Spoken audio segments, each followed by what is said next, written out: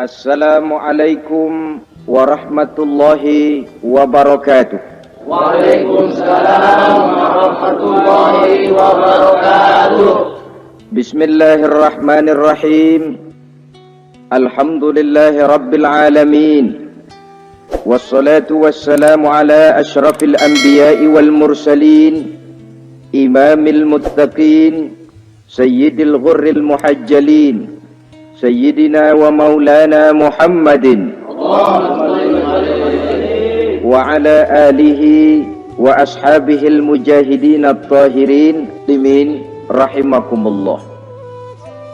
Kejadian dan keberadaan kita dalam kehidupan di dunia ini merupakan kejadian dan keberadaan yang terima jadi atau terima beres. Artinya, tidak seorang pun di antara kita yang dahulunya pernah mesen untuk punya potongan seperti yang sekarang ini, punya warna kulit seperti yang sekarang ini, punya bahasa seperti yang sekarang ini. Seluruhnya kita terima jadi. Oleh karena kita terima jadi, maka Allah tidak menilai manusia dari rupa dan potongannya, tidak juga dari harta bendanya. Bersabda Nabi kita, Innallaha la yanzuru ila suwarikum wa amwalikum, walakin yanzuru ila qulubikum wa a'malikum. Sesungguhnya Allah subhanahu wa ta'ala tidak melihat potonganmu, tidak melihat harta bendamu, tetapi yang dilihat dan dinilai oleh Allah subhanahu wa ta'ala tidak lain adalah hati dan amal perbuatanmu. Kenapa rupa paras yang cantik tidak dijadikan penilaian utama oleh agama? Pertama, karena yang namanya cantik adalah relatif, tergantung siapa yang memandang. Yang menurut saya cantik, menurut saudara belum tentu cantik. Dan yang menurut saudara cantik, menurut saya mungkin jelek, nggak ketulungan. Oleh karenanya, di kalangan para ahli cinta ada perbedaan pendapat. Sebenarnya cantik yang bikin orang jatuh cinta, atau cinta yang menyebabkan orang jadi cantik? Dua-duanya bisa saja terjadi. Mungkin karena cantik orang lalu jatuh cinta, mungkin sudah kadong cinta biar gempor cantik juga. Tapi yang jelas cantik adalah relatif. Yang kedua, cantik itu temporer, berubah oleh pergeseran masa dan pertukaran waktu. Tidak ada orang makin ke ujung makin cantik. Sekarang dia sedang sweet 17-an, umur 17-an, of course cantik bukan alam kepala. Seluruh yang ada dalam dirinya menjadi syair di kalangan para remaja. Rambutnya katanya ikal berderai, pipinya bakpao dilayang, lalu janggutnya katanya macam lebah bergantung, alisnya macam semut beriring. Kalau dia senyum orang pada lemes. Itu sekarang 2, 30, 40 tahun yang akan datang, kalau dia senyum mungkin orang lari semua. Cantik itu temporer. Dan yang ketiga, di atas langit masih ada langit lagi. Di atas yang kita anggap cantik, rupanya masih ada yang lebih cantik lagi.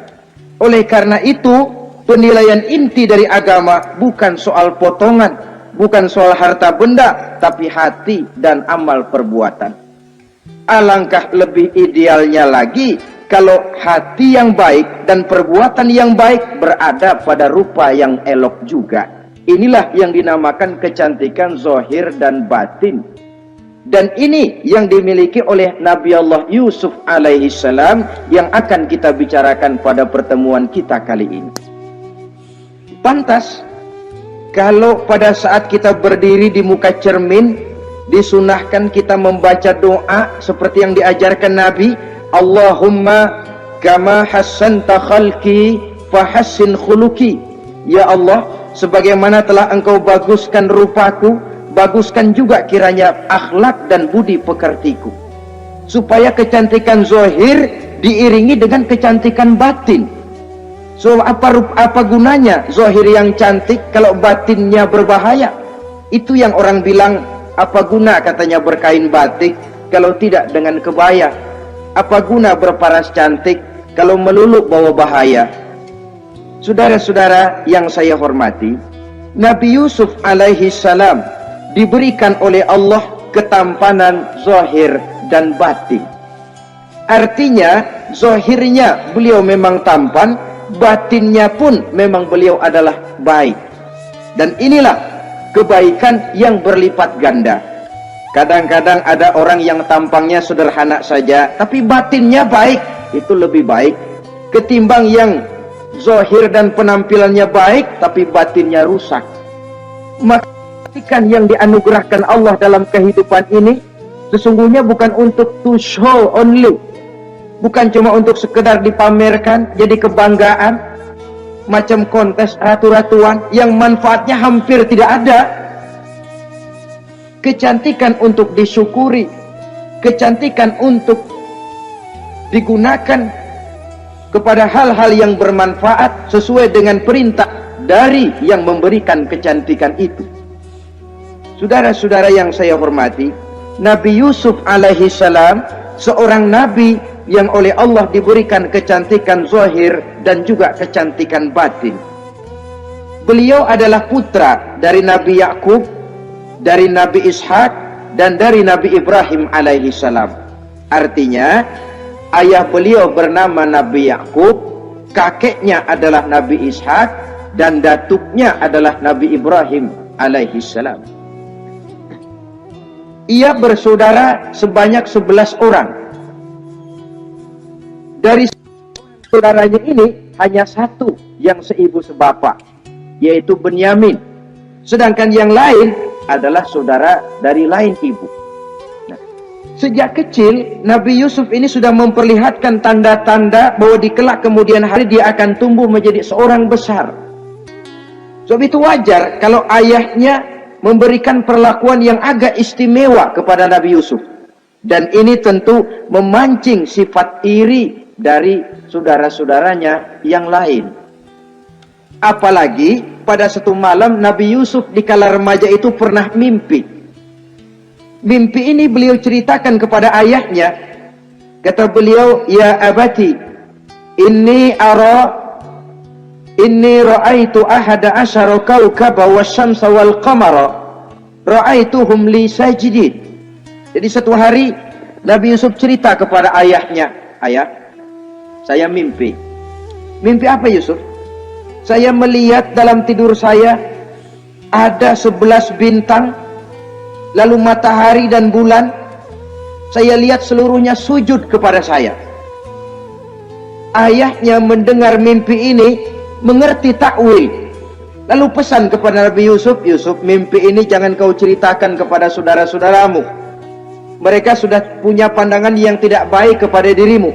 Kalau ini kau ceritakan, mungkin akan membahayakan bagi dirimu." Sebab rupanya saudara-saudaranya yang lain ini iri hati kepada Nabi Yusuf yang memiliki keistimewaan dan mendapat perhatian istimewa juga dari orang tuanya. Saudara, kita tahu ini sesuatu yang wajar dalam kehidupan. Pepatah bilang, likulli zi ni'matin mahsudun. Tiap kali kita mendapat suatu nikmat, bakal ada orang yang hasud, iri hati, dengki. Itu watak kehidupan. Kalau kita jatuh miskin, orang tepuk tangan. Kalau kita jadi kaya, orang tanya berdukun kemana. Wajar saja, likulli zi ni'matin mahsudun. Tiap kali kita mendapat suatu nikmat, tentu ada yang hasud, ada yang iri, ada yang tidak senang. Begitu juga halnya dengan saudara-saudara Nabi Yusuf alaihi salam. Dan watak iri hati ini tidak cuma tinggal iri hati, mereka buktikan lewat tindakan konkret. Suatu hari mereka musyawarah, saudara-saudara yang iri ini. Saudara-saudara, bapak kita nggak adil. Masa Yusuf mendapat perlakuan istimewa? Wa nahnu usbah, sedangkan kita ini golongan yang lebih besar. Dari 12 orang anaknya, masa cuma satu Yusuf yang mendapat perlakuan lebih istimewa? Kita ini yang 11 dianggap angin apa? Nggak adil abah kita ini. Iya, tapi caranya bagaimana? Apa kita omelin bapak? Jangan. Habis Yusuf singkirin. Kalau Yusuf nggak ada, kan anaknya tinggal kita. Praktis perhatiannya seluruhnya akan tercurah kepada kita. Nah, saya ingatkan bahwa hasud sering mendorong orang untuk melakukan segala macam cara. Artinya Orang itu kalau sudah dibakar sifat dengki, iri hati, dia rela melakukan apa saja. Pertama, agar nikmat yang ada pada diri orang lain hilang. Yang kedua, supaya nikmat itu pindah kepada dirinya.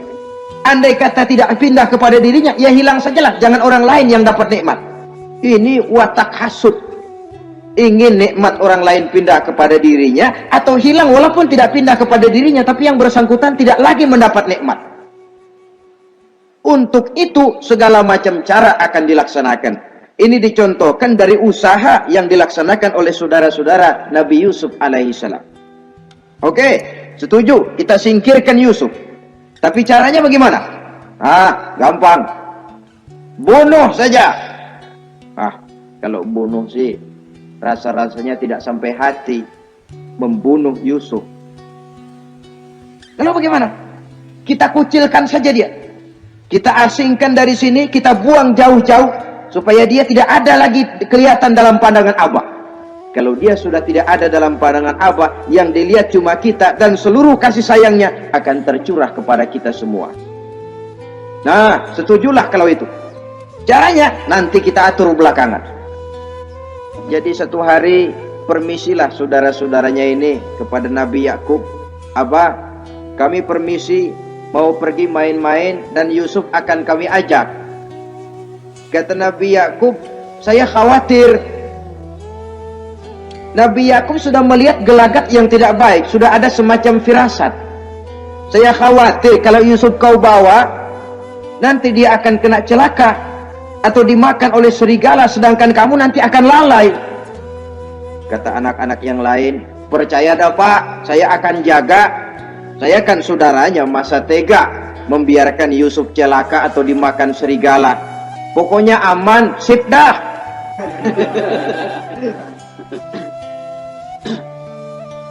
Akhirnya Nabi Yakub mengizinkan. Pergilah 12 bersaudara ini pergi bermain-main. Mula-mula berkejar-kejaran, Yusuf ikut main kejar-kejaran. Lantas buka baju, Yusuf ikut buka baju. Sampai ketika tiba di tepian sebuah sumur tua, rencana yang sudah disepakati itu dilaksanakan. Nabi Yusuf diangkat beramai-ramai, digotong lalu dimasukkan, diceburkan ke dalam sumur mati itu. Kemudian baju Nabi Yusuf itu mereka basahi dengan darah kambing. Setelah itu mereka pun pulang menemui Nabi Yakub alaihi salam dengan rasa sedih yang dibikin-bikin. Ini penyakit hasud. Jadi kalau orang hasud kepada kita, begitu kita mendapat kesulitan, dia datang dengan air mata buaya. Belagak sedih, belagak ikut berduka cita, padahal sih hatinya sorak. Padahal batinnya girang bukan main. Pak, saya ikut berduka cita, Pak, saya ikut sedih. Padahal hatinya biar mampus loh. Ini yang dilakukan oleh saudara-saudara Nabi Yusuf. Mereka datang dengan air mata berurai, nangis, Abah, ketika kami sedang main-main, Abah, kami lupa, kami tinggalkan Yusuf sendirian. Ketika kami balik, kami cuma mendapati bajunya sudah berlumur darah. Barangkali saudara kami Yusuf dimakan oleh serigala. Nabi Yakub tercenung. Ternyata firasatnya adalah benar. Baju Nabi Yusuf itu yang berlumur darah kambing, buatan saudara-saudaranya yang hasud tadi, diciumi dan dipeluk oleh Nabi Yakub. Kepedihan seorang ayah yang ditinggalkan oleh anak tercintanya. Saudara, adapun Nabi Yusuf alaihi salam tercebur di sumur mati itu. Sampai pada satu hari ada khalifah, ada kapilah niaga dari negeri Madian hendak menuju ke negeri Mesir, lewat di tempat itu. Ketika salah seorang mereka bernama Malik bin Dho'ar hendak mengambil air, timba diturunkan ke dalam sumur. Begitu diangkat, ini air kok berat amat. Makin diangkat, makin berat, sampai di atas bukan air, orang isinya. Ada orang di ember. Dia lihat rupanya sangat tampan, elok, cantik. Ini barangkali anak bangsawan ini. Parasnya begini cantik, begini tampan. Ini kalau dijual di Mesir nanti tentu harganya mahal nih. Order nih, objek.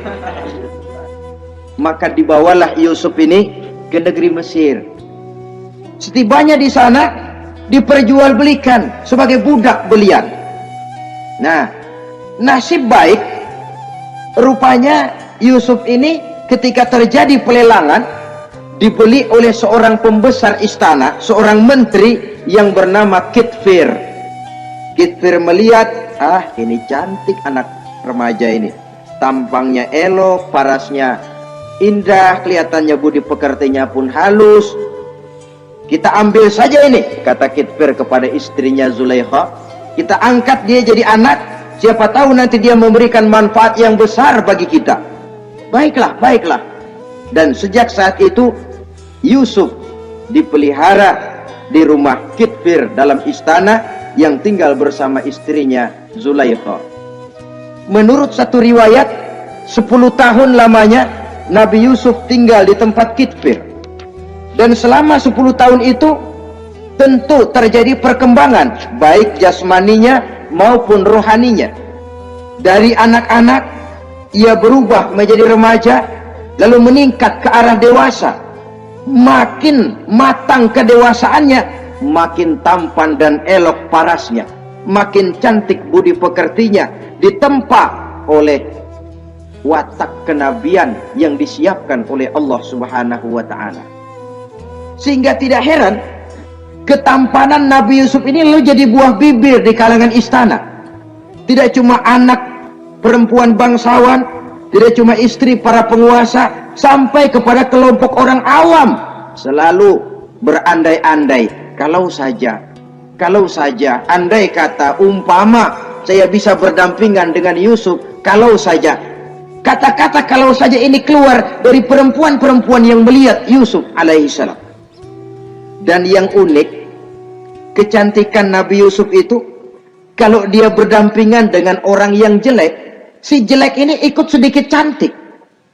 Biasanya kan kalau ada orang ganteng duduk berdampingan sama orang jelek, makin kelihatan kegantengannya, yang jelek makin demek. Itu biasanya.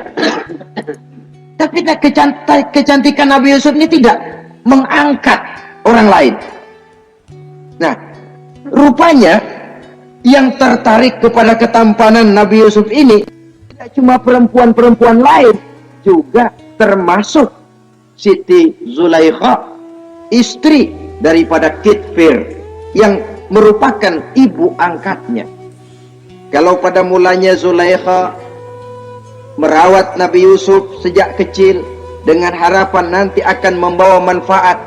Setelah dilihatnya makin lama makin tampan, makin lama makin cantik, makin lama makin rupawan, berubah rupanya rasa kasih sayang seorang ibu menjadi kasih sayang seorang perempuan kepada laki-laki.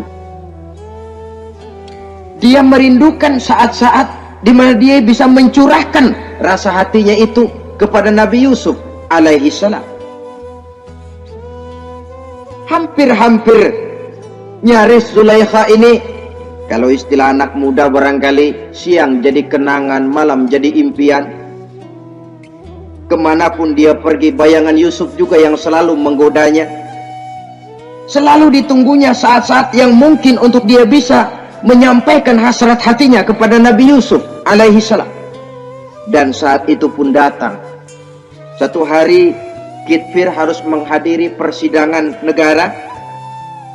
Rumah besarnya lenggang, para pembantu kebetulan tidak seorang pun ada di dalam. Inilah saat yang ditunggu-tunggu oleh Zulaikha. Keluarlah ia dari kamarnya dengan pakaian yang tipis sewarna dengan warna kulitnya, sehingga pakaian dalamnya nyaris tembus. Dengan langkah yang diatur sedemikian rupa, memancing rangsangan, ia datang menghampiri Yusuf alaihi salam.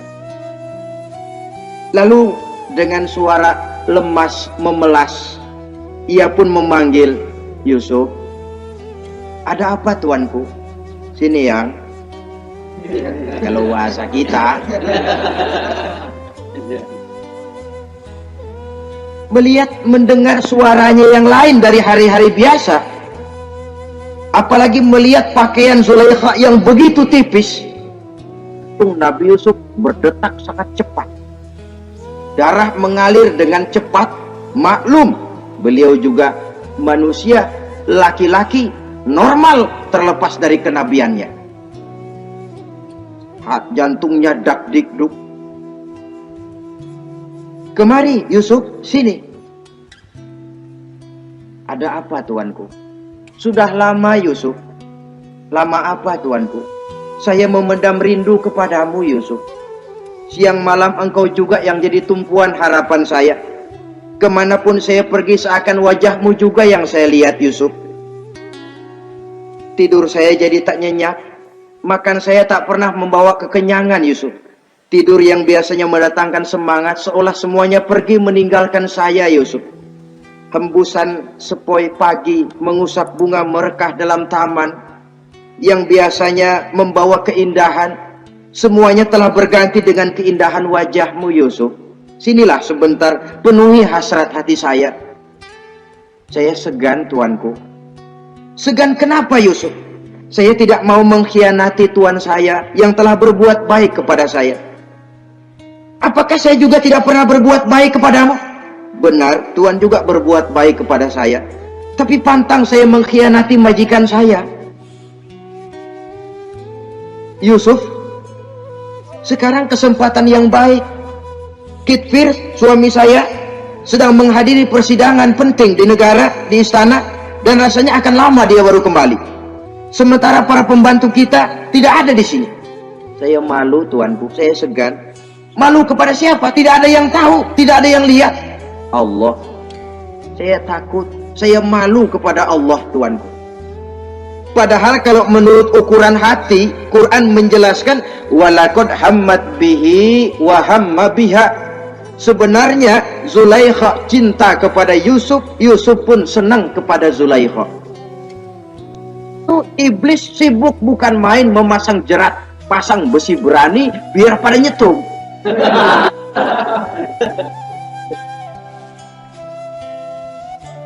Zulaikha senang Yusuf. Yusuf sebenarnya pun secara manusiawi menyenangi Zulaikha. Walaula an ra'a burhana rabbih. Tapi Yusuf ketika itu melihat larangan Allah, peringatan Allah. Seolah-olah dia lihat Allah mengatakan, Yusuf, ini letter S. Dilarang parkir di sini. Menurut satu riwayat, Nabi Yusuf melihat ayahnya Nabi Yakub melambai-lambaikan tangan menyetop, seolah-olah melarang dia meneruskan langkahnya. Riwayat lain menjelaskan seolah-olah Nabi Yusuf dibisiki oleh malaikat Jibril, Yusuf, kalau kamu kalah sekarang, kamu sama saja gajah kemasukan semut di kupingnya terus mati. Tapi kalau kamu menang, kamu adalah gajah yang tidak terkalahkan. Ada semut mati oleh, ada gajah mati oleh semut. Alangkah memalukan. Binatang yang begitu besar jatuh hanya oleh binatang yang begitu kecil. Artinya apa? Kau akan jadi orang besar Yusuf. Apakah harus gagal dan jatuh cuma karena bujuk rayu seorang perempuan macam ini? Satu riwayat menjelaskan semacam itu.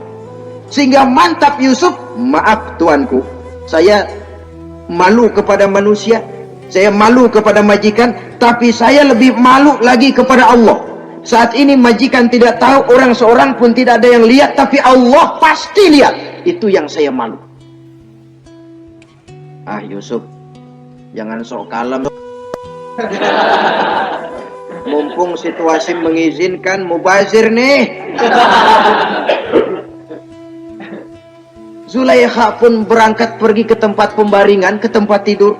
Lalu dengan pose yang merangsang, aduhai, melambai-lambaikan tangannya, hai talak, Yusuf sini, Yusuf kemari. Nabi Yusuf dipelihara oleh Allah. Ketika Nabi Yusuf tetap menampakkan keengganannya, Zulaikha jadi berang. Ya namanya istri pembesar ditolak oleh anak muda yang menurut penilaian dia nggak ada apa-apanya. Lu kan kecemplung di sumur, gua pungutin.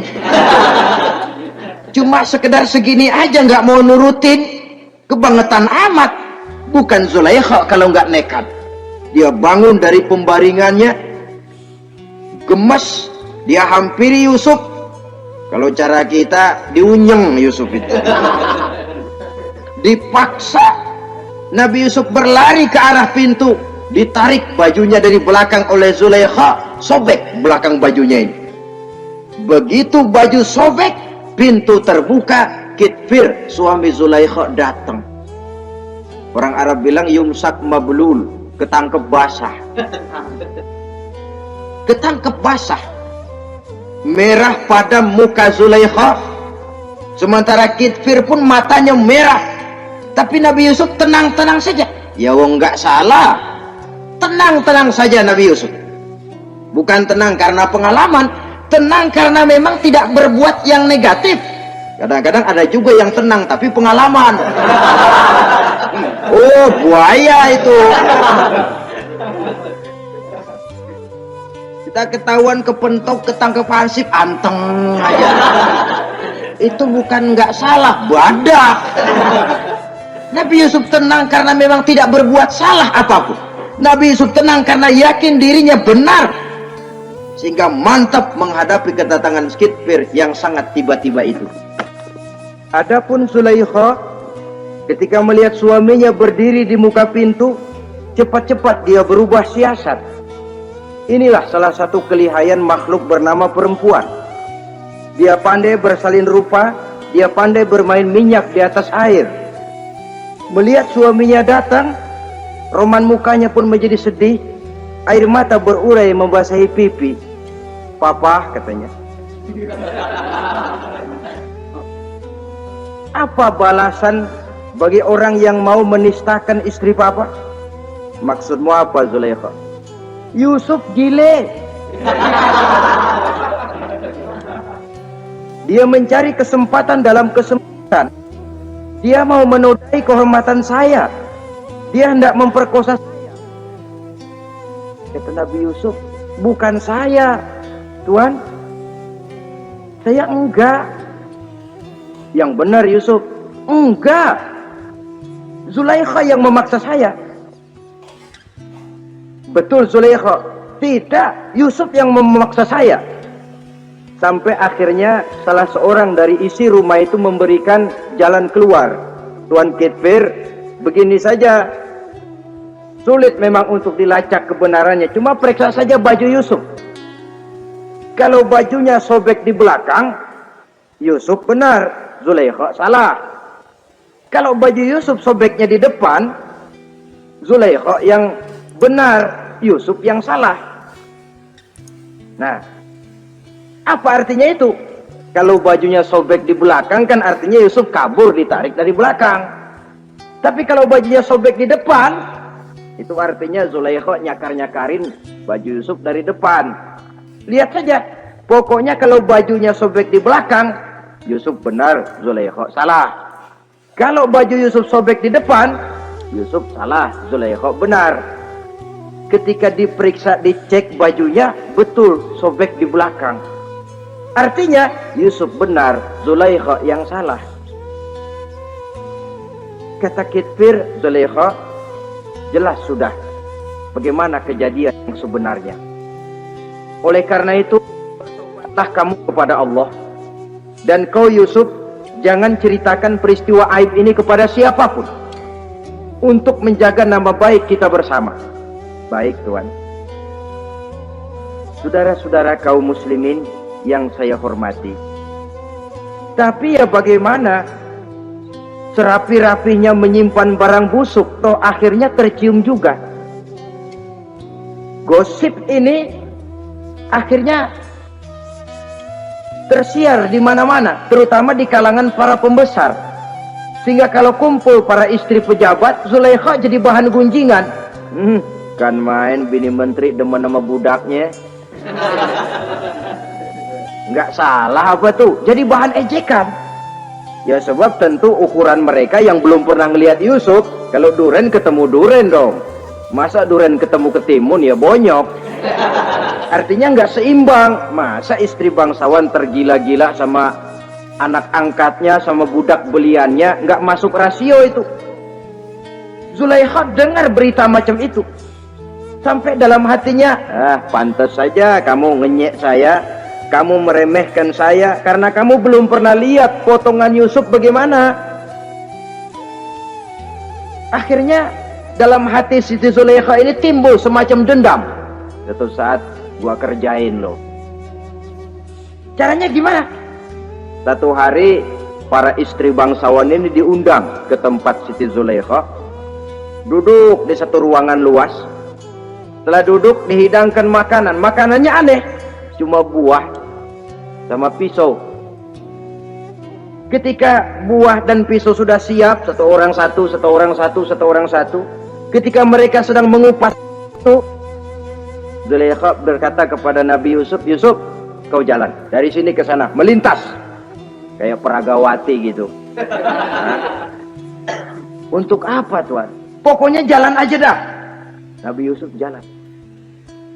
Sejak beliau melangkah ke ruangan itu, semua mata perempuan-perempuan bangsawan yang lagi ngupas buah, semuanya tertuju kepada Yusuf. Ada yang matanya emang buluk, makin buluk. Ada yang ngeliatin campur mulutnya menganga. Apa kata mereka? Falamma ra'ainahu akbarnahu wa qatta'na aydiyahunna wa qulna hasya lillah ma hadza bashar in hadza illa malakun karim. Falamma ra'ainahu, ketika perempuan-perempuan itu melihat Yusuf, akbarnahu, mereka agungkan Yusuf. Wa qulna hasya lillah, mereka bilang, ini sih bukan orang nih. Ini malaikat nih. Bukan orang. Nah, orang segini cakepnya. Artinya belum pernah mereka lihat paras yang secantik dan setampan itu. Akibatnya apa? Nggak berasa mau motong buah keiris tangan. Rata-rata perempuan yang ada di situ tangannya pada luka. Kenapa? Mau motong buah, mata kemana, mulut kemana, tangan kepotong. Melihat itu semua, Zulaikha puas. Nah, kamu baru ngelihat sekejap. Bagaimana saya yang siang malam ngelihat Yusuf? Bagaimana saya yang tiap saat hidup bersamanya? Bagaimana saya nggak merindukan dia? Ente yang baru pernah ngelihat sekelebatan udah motong tangan. Saya yang tiap hari sama-sama dia nggak celeng juga udah pantas. Saudara-saudara kaum muslimin yang saya hormati, akhirnya untuk menjaga nama baik keseluruhannya, Nabi Yusuf pun mengalah. Karena berita ini sudah tersiar, Yusuf dipojokkan. Tidak cuma sekedar dipojokkan, beliau dimasukkan ke dalam penjara. Tapi apa kata beliau? Rabbi sijnu ahabbu ilayya mimma yad'unani ilaih.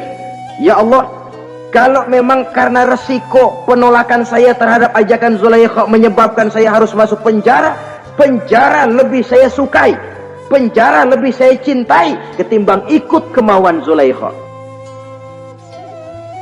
Saudara-saudara, kadang-kadang kita berpikir, kalau kesempatan itu datang kepada kita, mampukah kita menjatuhkan pilihan seperti pilihan Nabi Yusuf ini?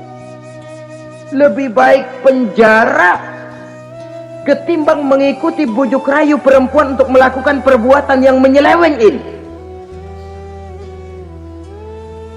Ini yang dipilih oleh Nabi Yusuf, tegar.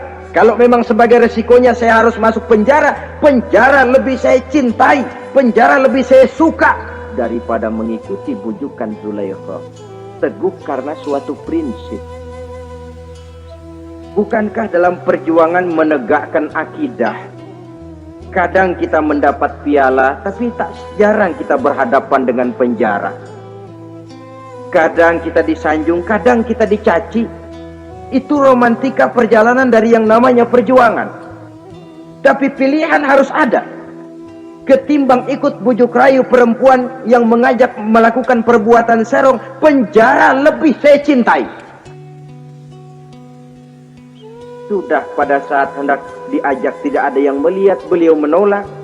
Akibat penolakannya pun masuk penjara, tapi penjara lebih menyenangkan hatinya ketimbang hidup merdeka tapi jiwa terpenjara. Inilah Nabi Yusuf barangkali. Biar badan masuk penjara asal jiwa merdeka. Kita sekarang sebaliknya. Jiwa terpenjara tidak jadi soal asal badan merdeka.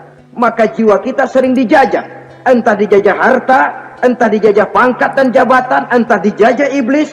Jiwa kita yang terpenjara, sementara badan kita merdeka. Nabi Yusuf tidak. Biarlah badan di penjara, asal jiwa merdeka untuk menegakkan sesuatu yang hak.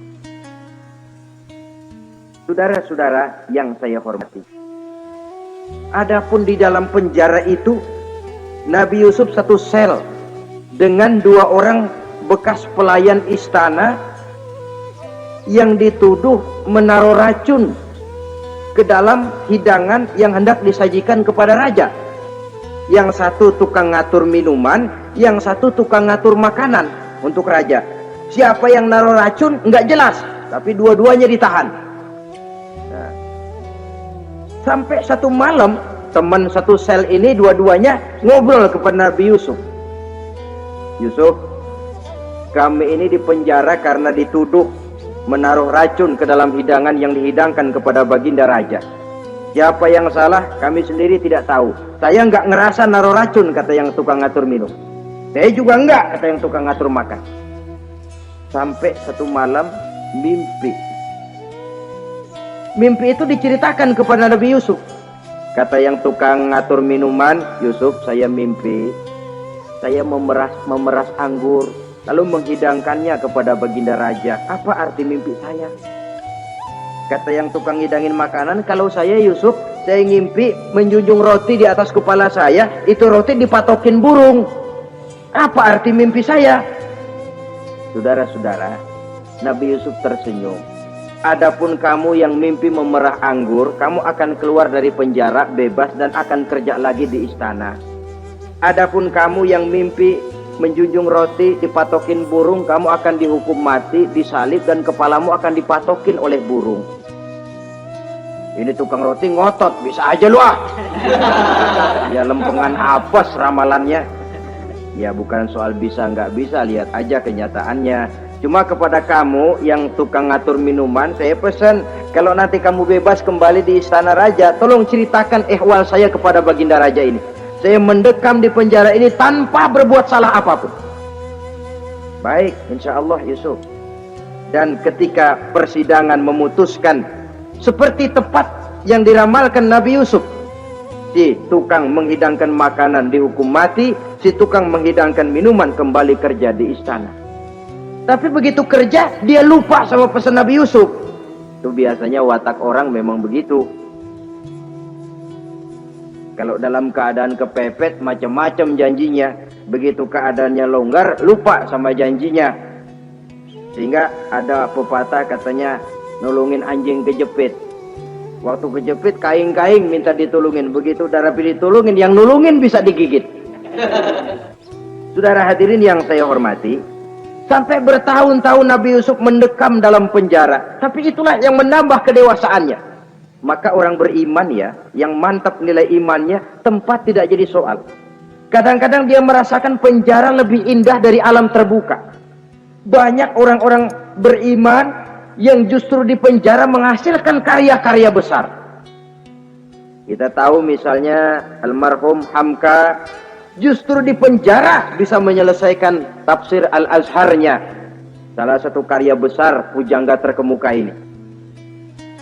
Macam Hasan Al-Banna, Abdul Qadir Audah, dan banyak lagi tokoh-tokoh Ikhwanul Muslimin merasakan justru penjara itu bagaikan sorga.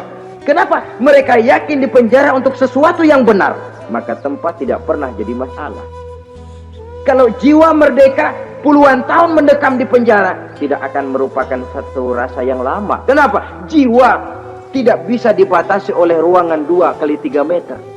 Jiwa yang merdeka tidak bisa dibatasi dengan teralis besi. Jiwa yang merdeka tidak bisa dibatasi dengan dinding tembok yang tebal. Jiwa yang merdeka mengembara, melanglang buana mencari idealisme yang ada dalam dirinya. Itu yang dirasakan oleh Nabi Yusuf alaihissalam. Untungnya satu malam raja ngimpi. Untungnya ini ngimpinya luar biasa. Ada 7 ekor lembu gemuk-gemuk makanin 7 ekor lembu yang kurus-kurus. Lalu ada 7 batang gandum yang isinya gemuk-gemuk. Ada 7 batang gandum yang sudah layu-layu. Nah, pagi-pagi ini seluruh dukun-dukun istana dikumpulin. Para ahli nujum apel menghadap baginda raja. Nujum, dukun, ada apa tuan raja? Tadi malam saya ngimpi. Ada 7 ekor lembu gemuk-gemuk memakan 7 ekor lembu yang kurus-kurus. Coba takwilkan apa arti mimpi saya itu. Dukun kata, baru tumen nih aku dengar mimpi begini. Kata Nujum ditanya Nujum godek. Ah, tuan raja itu mah kembang tidur aja kali ah. Tidak seorang pun yang mampu mentakwilkan arti mimpi baginda. Sampai tukang minuman dengar lapor, tuan raja, ada apa, mas? Saya waktu di penjara ada seorang anak muda namanya Yusuf. Dia mentakwilkan mimpi saya dan pas seperti takwilnya. Ah, panggil Yusuf. Dipanggil Yusuf, dibukain pintu penjara, masuk tukang anggur, tukang minuman ini. Yusuf, ente, iya. Kemana aja? Itu dia Yusuf, kelupaan. Ya kalau kelupaan sehari 2 hari barangkali bisa ditolerir. Kelupaan bisa tahunan. Cuma begitu dengar ada mimpi, pikir tukang minuman. Ah, kali aja ini Yusuf bisa takwilkan, kan jasa saya nemuin Raja sama Yusuf kan. Komisi lumayan. Begini Yusuf, baginda raja mimpi begini-begini. Barangkali kau bisa takwilkan, kau dipanggil menghadap tuan raja. Berangkatlah Yusuf menghadap tuan raja. Sesampainya di sana, mohon maaf tuan raja.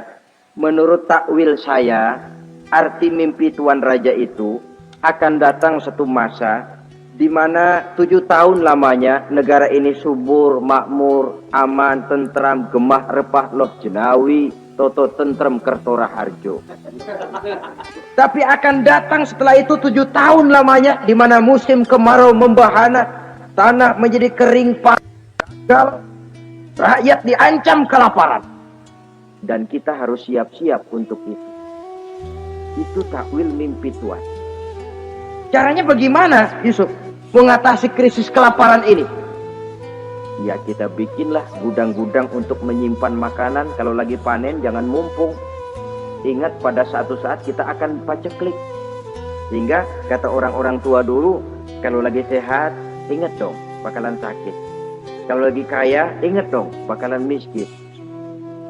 Semuanya itu milik daripada kehidupan. Tidak ada orang yang ketawa terus dalam hidup. Tidak ada orang yang nangis terus. Semuanya silih berganti, datang pergi, patah tumbuh hilang berganti. Dunia hari ini bikin kita ketawa, besok dia buat kita menangis. Hari ini dibuatnya kita senyum, besok dibuatnya kita berbundak urai air mata. Hari ini dijadikannya kita kaya, besok dijadikannya kita kere. Pantas kalau orang bilang wamal hayatud dunya, Allah mengatakan wamal hayatud dunya illa lahwun wa la'ib. Hidup dunia ini cuma sandiwara. Tiap kita sekarang sedang memegang peranan. Ketika memegang peranan, ya jadi orang kaya peranan, jadi kiai peranan, jadi jenderal peranan. Sama saja dengan wayang golek. Gatot Kaca yang bertulang kawat berotot baja, punya ajian beraja musti, gagah perkasa, bisa terbang di angkasa. Hebat perkasa Gatot Kaca. Kapan? Waktu dipegang dalang. Betul apa benar? Gagahnya Gatot Kaca, sakti mandragunanya sang Gatot Kaca. Kapan itu? Waktu dipegang dalang. Begitu peranannya selesai, sama dalang dimasukin ke kotak, diam aja Gatot Kaca. Terbang kek enggak, diam aja. Begitulah kehidupan ini. Gagah kita menyandang bintang 4 di pundak. Gagah kita membawa harta yang banyak. Gagah kita membawa jabatan ini dan itu. Waktu oleh sang sutradara dimasukkan ke dalam lubang yang luasnya tidak lebih 1 kali 2 meter. Nggak bekutik. Nggak ada yang lawan. Jenderal yang berbintang 4 dilonjorin, dia yang lihat anteng aja. Habis peranan sudah sampai di situ. Dan itu wajar. Kata Nabi Yusuf, kalau lagi panen, ingat pada suatu saat kita akan paceklik. Jangan giliran panen besar. Di daerah-daerah kita lihat, sudah panen pesta pora. Bukan bersyukur kepada Allah. Tapi kegembiraan itu diwujudkan dalam bentuk lain. Tontonan yang membuat lupa diri, bermabuk-mabukan. Sehingga kadang-kadang kalau di daerah itu katanya kalau musim panen, musim kawin. Musim paceklik, musim cerai. Saudara-saudara kaum muslimin yang saya hormati. Karena itu, dalam satu hadis Nabi ingatkan, ta'arraf ilallah firraha ya'rifka fisyiddah. Ingatlah kepada Allah di waktu kamu senang, supaya Allah ingat kepadamu waktu kamu susah. Kalau waktu senang kita lupa kepada Allah, ya wajar. Kalau waktu susah Allah juga lupain kita. Dalam terjemahannya dengan kehidupan beragama, wa man a'rada an zikri fa inna lahu ma'isyatan dhanka wa nahsyuruhu yaumal qiyamati a'ma. Siapa yang berpaling daripada peringatanku, kata Allah, aku akan berikan dia penghidupan dan kehidupan yang sempit. Sempit itu apa, lalu tidak punya duit? Punya duit. Apa tidak punya harta? Banyak harta. Tapi banyaknya harta, tumpukan duit tidak membuat hatinya makin luas. Tidak membuat hidupnya makin lapang. Sempit, sempit, dan sempit. Itu azab. Yang paling celaka, wa nahsyuruhu yaumal qiyamati a'ma. Di akhirat kami kumpulkan dia bersama orang-orang buta. Allahu Akbar. Di padang mahsyar, dikala orang sibuk, pusing dengan urusan masing-masing, buta lagi. Yang nggak buta aja pusing. Mereka teriak-teriak, qala rabbi lima hasyartani a'ma wa qad kuntu basira. Ya Allah, kenapa kami buta padahal waktu di dunia kami melihat? Allah jawabnya enak aja, kadzalika atatka ayatuna fanasitaha wa kadzalika al-yauma tunsa. Rasain deh lo. Dulu waktu di dunia datang peringatanku pada belaga pilon, kamu lupakan. Sekarang juga pantas kamu dilupakan.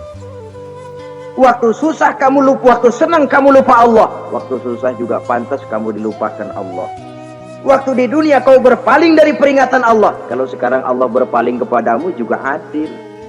Walaupun kalau Allah mau tidak berpaling juga adil, sebab Allah itu mutlak. Tidak ada yang membatasi apa yang dimaui oleh Allah. Saudara-saudara kaum muslimin, itu pesan Nabi Yusuf. Bikin gudang yang besar, simpan bahan makanan untuk persediaan musim kemarau. Kalau begitu sekalian aja deh Yusuf. Sekalian bagaimana Tuan Raja? Kau saya angkat jadi menteri urusan makanan dan urusan kemakmuran. Tuan Raja, apa nggak terburu-buru? Kau bisa mentakwilkan mimpi saya, bahkan kau bisa mencari jalan keluar. Ini sudah sesuatu yang menguntungkan Yusuf. Mencari jalan keluar ini pemikiran yang menteri saya belum bisa berpikir kayak kamu. Sudah, kau pegang jabatan ini. Nabi Yusuf tidak minta, diberikan. Ada pesan, jangan memberikan jabatan kepada orang yang meminta. So, kalau orang sudah minta tentu ada pamrih dan ada tendensi. Jangan memberikan jabatan kepada orang yang banyak ngeluarin duit untuk mencapai jabatan itu. Sebab apa? Kalau orang mendapat satu jabatan karena banyak ngeluarin duit, maka pekerjaan pertama yang akan dilakukan setelah mencapai jabatan itu ialah dia akan berpikir, bagaimana caranya biar modal gua pulang. Orang jadi gubernur, jadi menteri karena banyak ngeluarin duit, belum dia sempat kerja buat kepentingan rakyatnya, dia lebih dulu akan berpikir bagaimana duit yang saya keluarin supaya pulang. Sisanya kalau ada, barulah untuk kepentingan rakyat, itu pun kalau keburu. Saudara-saudara yang saya hormati, Nabi Yusuf tidak pernah minta jabatan. Raja memberikan jabatan itu. Dan tepat seperti takwil beliau, musim kemarau datang, rakyat dilanda kelaparan, lalu berbondong-bondong ke istana mencari bahan makanan. Yusuf langsung mendrop bahan makanan ini. Alhasil saudara-saudara, bahaya kelaparan ini sampai juga ke daerah tempat di mana Nabi Yakub tinggal. Lalu beliau utus anak-anaknya. Saya dengar di negeri Mesir ada seorang menteri muda yang tampan dan baik hati. Pergilah kau ke sana dan mintalah makanan darinya. Berangkatlah mereka ini. Saudara-saudara, Nabi Yusuf lihat, ini saudara-saudara saya ini yang dulu nyeburin saya ke sungai. Sekarang pada antri minta jatah makanan. Kalau kita lagi di atas ngelihat orang di bawah kan enak, yang bawah kelagapan. Kayak orang sedang berkuasa, namanya lagi berkuasa, ngomong apa juga benar. Orang kalau lagi berkuasa kentut bagus masih. Tapi kalau sudah jatuh, jangankan apalagi buang angin, batuk aja diomelin.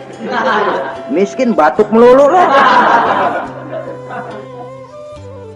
Di atas itu, posisi di atas gampang buat mob. Andai kata Nabi Yusuf waktu itu mau menteror, membalas saudara-saudaranya, kesempatan emas. Tapi memang hatinya hati yang mulia, jiwanya jiwa yang besar. Diberinya saudara-saudaranya itu makanan, tapi dia tidak memperkenalkan diri dan saudaranya pun tidak mengenali kalau itu Yusuf. Kalau kita kan yang enak, ingat nggak dulu saya diceburin ke sumur, sekarang gantian ya, ayo baris lo, gue ceburin atu-atu. Nabi Yusuf tidak, diberinya saudaranya makanan. Lalu pesan, lain kali kalau kemari lagi mau mengambil makanan, saudaramu yang namanya Benyamin bawa ke sini. Tanpa dia saya nggak mau ngasih makanan lagi. Ya sudah, pulang saudara-saudaranya ini lapor kepada Nabi Yakub. Abah, itu menteri pesan kalau kamu yang mau ngambil makanan lagi, Benyamin harus dibawa. Kalau nggak dibawa kami nggak akan dikasih makanan. Nabi Yakub curiga lagi. Dulu Yusuf hilang. Sekarang nih Benyamin ini saudara sekandung Nabi Yusuf. Kalau yang lain satu bapak lain ibu, tapi dengan Benyamin ini satu ibu satu bapak. Ini Benyamin mau digituin lagi. Bagaimana? Pokoknya Pak, yang dulu-dulu kami udah taubat dah, sekarang mah bener-bener banget dah nih.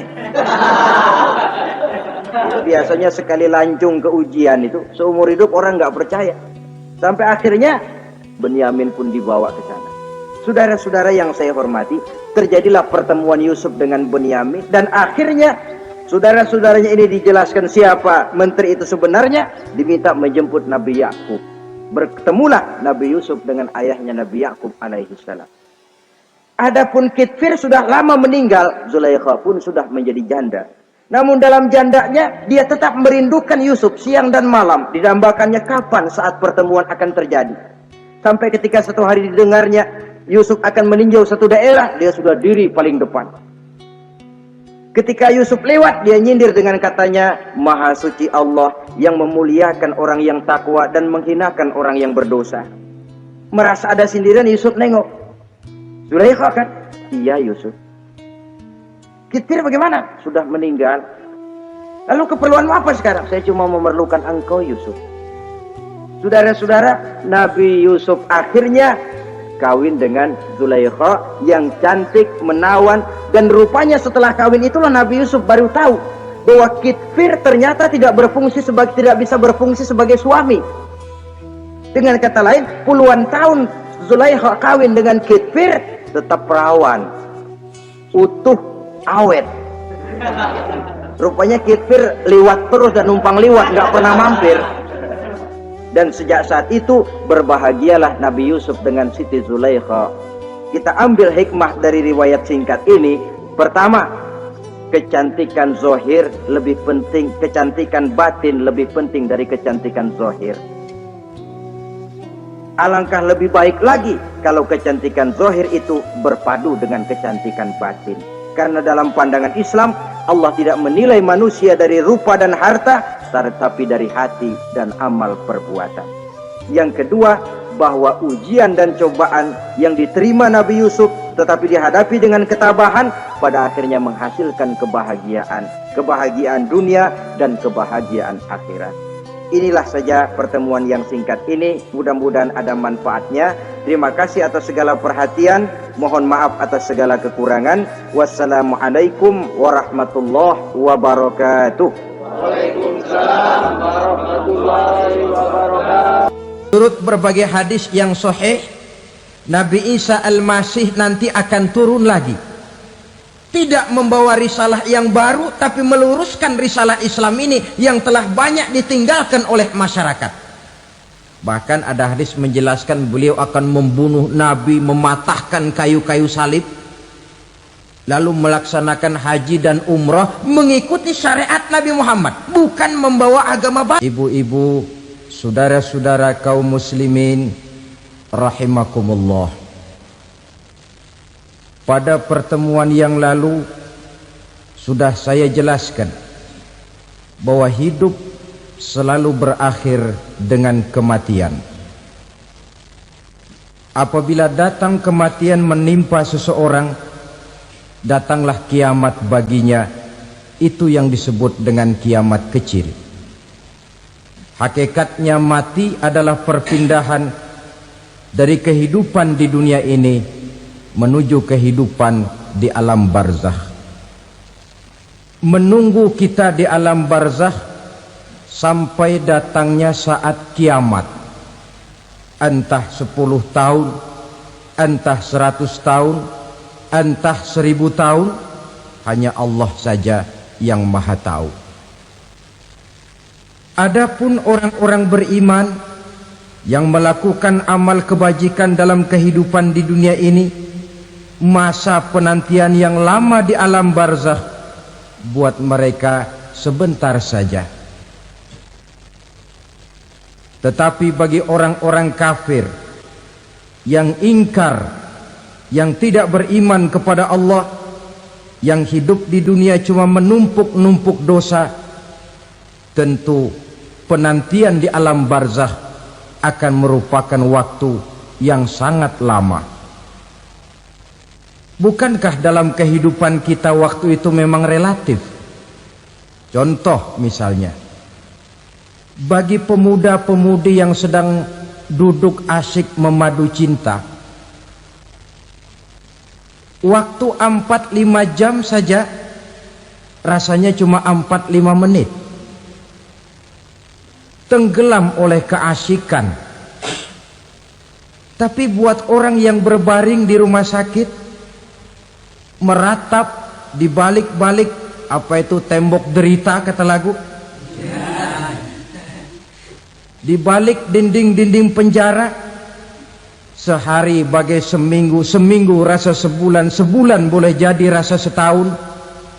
Penantian yang sangat lama. Kapan kiamat itu akan datang? Ini rahasia Allah. Jangankan kita yang orang awam, baginda Nabi sendiri tidak diberitahu oleh Allah kapan kiamat itu akan terjadi. Tetapi sungguh pun demikian, banyak hadis-hadis yang menjelaskan ciri atau tanda-tanda datangnya kiamat. Nah, kalau sudah bicara soal tanda kiamat itu ada 2. Pertama yang disebut alamatus sughra, tanda-tanda kecil. Ini waktunya masih ada tenggang. Ada yang dinamakan alamatul kubra, tanda-tanda besar. Artinya kiamat sudah diambang pintu. Apa tanda-tanda kecil dari datangnya hari kiamat itu?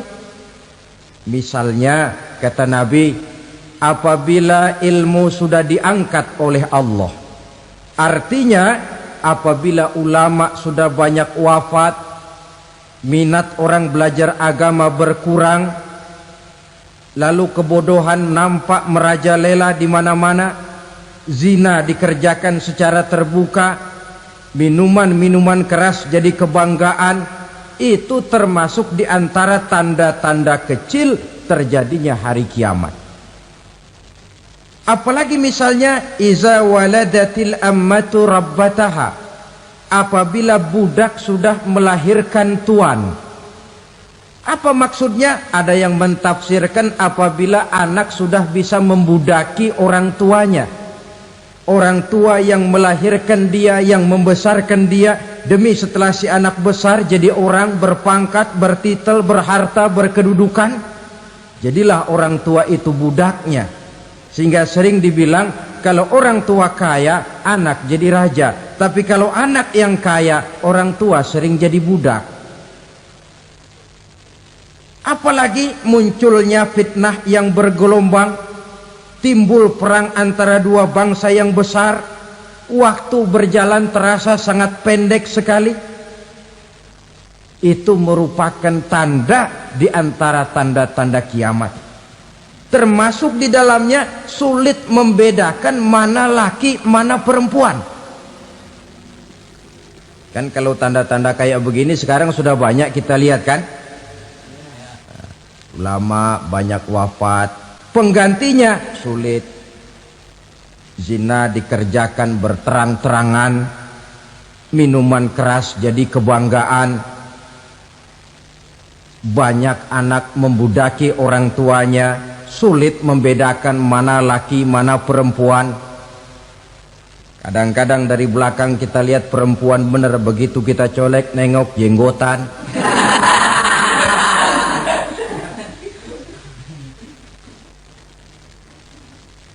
Ini termasuk tanda-tanda kecil, masih ada tenggang sampai akan terjadinya kiamat itu. Nah, yang dimaksud dengan tanda-tanda besar, ini tanda besar artinya kiamat sudah di ambang pintu. Pertama, matahari terbit dari sebelah barat. Apabila matahari sudah terbit dari arah sebelah barat, tertutuplah sudah pintu taubat. Bersabda Nabi kita, la taqumus sa'atu hatta tatlu'a syamsu min maghribiha. Tidak akan datang hari kiamat sampai matahari terbit dari arah sebelah barat. Wa iza tala'at, manakala matahari telah terbit dari arah sebelah barat, wara'ahan nasu, manusia banyak menyaksikan itu, amanu ajma'un, mereka pun lalu beriman. Yang tadinya kafir, yang tadinya ingkar, yang tadinya membangkang, setelah melihat matahari terbit dari sebelah barat, buru-buru beriman, berlomba-lomba mengucap dua kalimat syahadat. Tapi apa yang terjadi? Kata Nabi, wadzalika hina la yanfa'u nafsan imanuha lam takun amanat min qabl.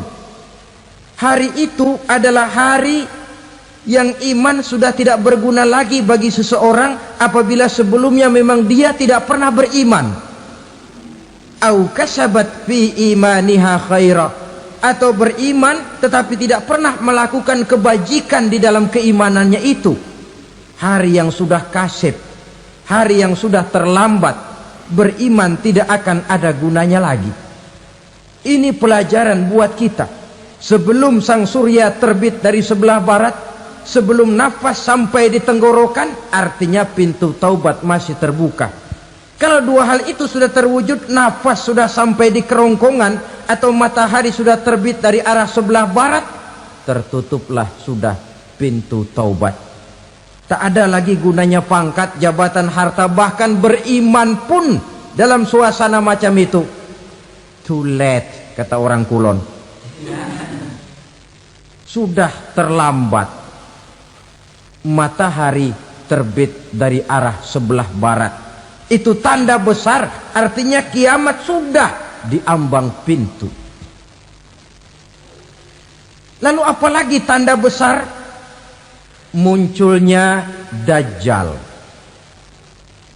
Dajjal artinya pendusta-pendusta yang menyesatkan manusia. Ada dua macam Dajjal, saudara. Ada Dajjal kecil, Ini dajjal-dajjal kelas teri. Kalau ini sejak zaman Rasulullah sudah ada itu. Tiap zaman ada. Di zaman Rasulullah misalnya ada yang bernama Aswad al-Unsi dari Yaman. Ada yang namanya Musailamah al-Kazzab dari Yamamah. Ada yang namanya Ibnu Sayyad dari Madinah. Ini dajjal-dajjal di zaman Rasul. Musailamatul Kazzab memproklamirkan diri jadi nabi dia. Di zaman Rasul masih hidup. Ini dajjal zaman Nabi. Di zaman sahabat muncul dajjal-dajjal. Di zaman kita sekarang ini dajjal-dajjal pun gentayangan. Dajjal-dajjal kelas teri. Kerjanya mendustakan manusia, menyesatkan manusia, memalingkan manusia dari jalan yang benar dan diridhoi oleh Allah Subhanahu wa taala.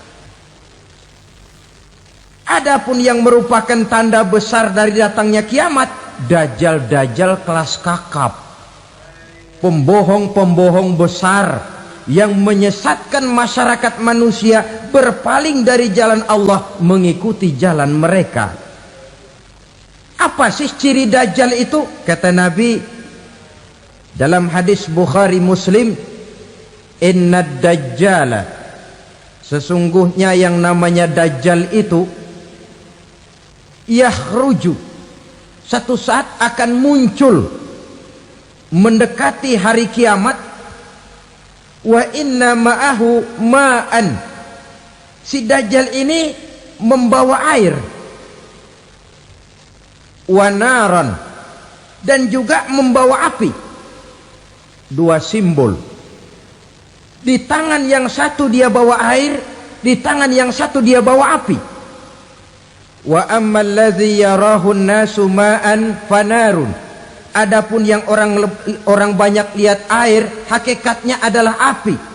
Yang dilihat api, hakikatnya adalah air. Oleh sebab itu, kalau api yang ditawarkan, ambillah air. Kalau air yang ditawarkan, pilihlah api. Maksudnya apa ini? Ini bahasa simbol, saudara-saudara. Dajjal bicaranya seolah-olah untuk kepentingan manusia. Menawarkan surga. Surga yang dia tawarkan, hakikatnya neraka. Hai manusia, kalau kau mau bahagia, jangan dekat-dekat dengan agama. Sholat itu tidak efektif dan efisien, tidak produktif dari segi ekonomi itu. Menghadiri majelis taklim cuma buang-buang waktu. Tahajud, tasbih, tahlil, baca Quran, apa itu? Pekerjaan mubazir saja. Hidup ini cuma sekali, masa yang cuma sekali, manfaatkan dengan sebaik-baiknya. Mumpung. Dibawanya sifat mumpung, tetapi dalam pengertian yang sangat negatif. Bicaranya seolah-olah untuk kepentingan manusia, tetapi sebenarnya menjerumuskan manusia. Menawarkan air, tapi sebenarnya api. Menawarkan api, tapi hakikatnya air. Buat apa kamu sholat? Buat apa kamu bayar zakat? Buat apa kamu puasa? Surga yang dicanangkan dajjal, hakikatnya neraka. Neraka yang digambarkan dajjal, pada dasarnya adalah surga. Jadi memutarbalikan fakta itu kerjaan dajjal. Yang hak jadi batil, yang batil dibilang hak, yang benar jadi salah, yang salah malah jadi benar. Tuntunan disuruh jadi tontonan, tontonan malah menjadi tuntunan. Itu pekerjaan dajjal profesinya. Zamannya Nabi Adam, dajjalnya kan iblis. Betul? Betul. Apa sih rayuan iblis itu? Allah setelah menciptakan Nabi Adam kan bilang, Adam, kau dan istrimu Hawa tinggal di surga ini. Seluruh fasilitas yang ada di surga persilahkan kau nikmati.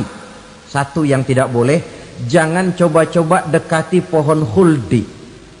Dekat saja jangan, apalagi sampai memetiknya. Datang dajjal yang namanya iblis ini.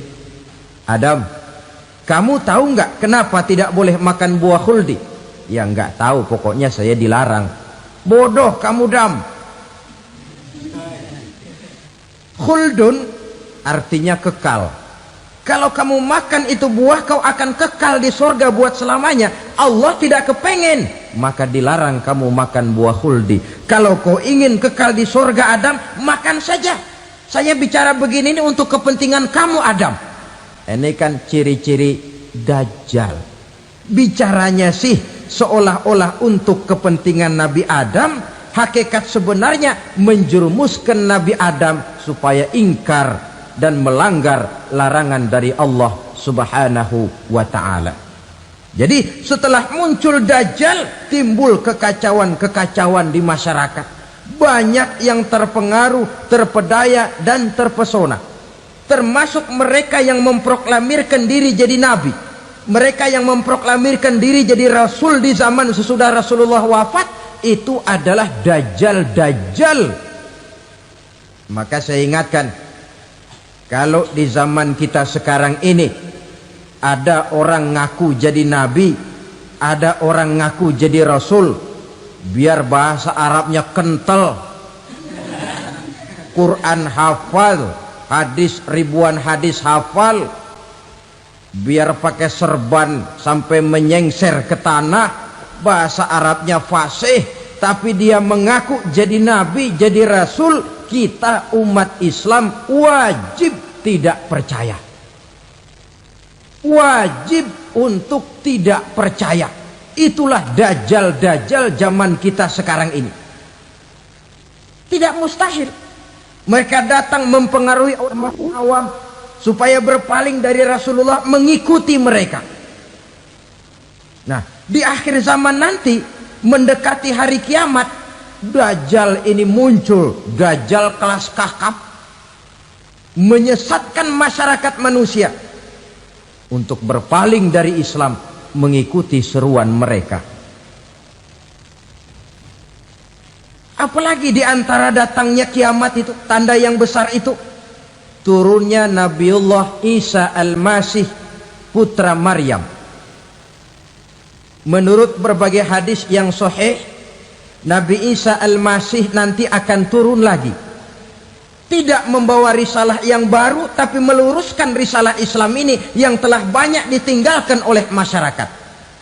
Bahkan ada hadis menjelaskan beliau akan membunuh Nabi, mematahkan kayu-kayu salib, lalu melaksanakan haji dan umrah mengikuti syariat Nabi Muhammad, bukan membawa agama baru.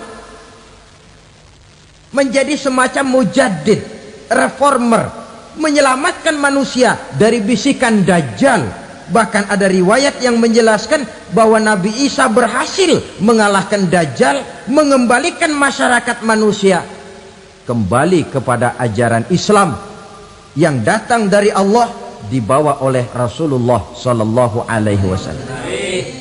Dengan kata lain, turunnya Nabi Isa bukan sebagai Nabi dan Rasul baru, tetapi mengikuti syariat Nabi kita Muhammad Sallallahu Alaihi Wasallam. Saudara hadirin, ibu-ibu hadirat yang saya hormati, kemudian apalagi di antara tanda-tanda besar akan datangnya kiamat itu? Keluarnya asap atau awan. Kata Nabi, inna min asyrati sa'ah dukhanan yamla'u ma bainal masyriqi wal maghrib. Di antara tanda-tanda kiamat, munculnya awan antara langit dan bumi.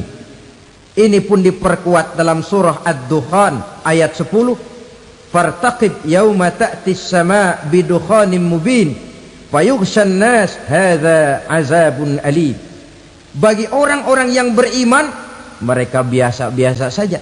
Tapi bagi orang kufur, datangnya asap dan awan ini merupakan azab yang kelewat pedih. Barangkali sedikit mendekati gambaran tentang azab yang pedih ini, saya ingatkan alam pikiran kita kepada peristiwa yang belum lama terjadi. Pernah dengar berita bocornya reaktor nuklir di Chernobyl, Uni Soviet? Pernah dengar?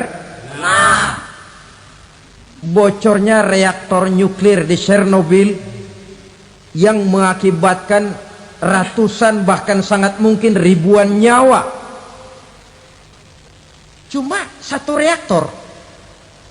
Bagaimana kalau seluruh cadangan nuklir yang dimiliki oleh para negara adik kuasa ini diledakkan? Bahkan yang konon menurut catatan, cadangan nuklir yang dimiliki bersama oleh Amerika dan Rusia sekarang ini sudah sanggup memusnahkan 6 miliar manusia. 1,5 kali lebih banyak dari jumlah manusia yang nongkrong di permukaan bumi ini. Saudara-saudara hadirin yang saya hormati, lalu saat mendekati hari kiamat, apalagi tandanya? Setelah Nabi Isa wafat, pada saat turunnya yang kedua kali, lalu Allah meniupkan angin sejuk.